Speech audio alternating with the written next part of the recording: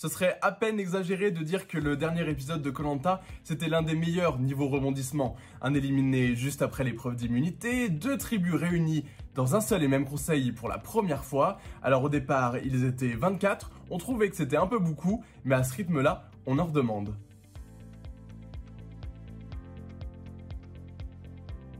Les verts, les violets, les oranges et les bleus, c'est déjà terminé. Dès le début du prochain épisode, les naufragés seront répartis en 2 équipes, les rouges et les jaunes. Vous allez être partagés en 2 tribus. Incroyable. Alors on regrette un tout petit peu que les 4 tribus soient dissoutes aussi vite dans l'aventure parce que c'était quand même la grosse nouveauté de cette saison. Mais ça devrait rajouter du piment au programme et on vous explique pourquoi.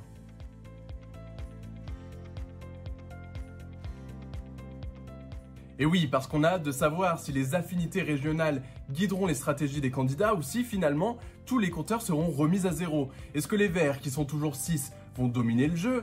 Est-ce que les personnalités un petit peu plus effacées vont émerger? Ce nouveau rebondissement devrait rebattre les cartes.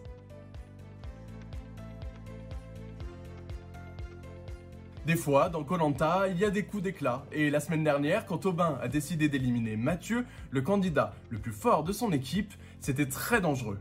Mathieu, prenez votre sac, allez récupérer votre flambeau.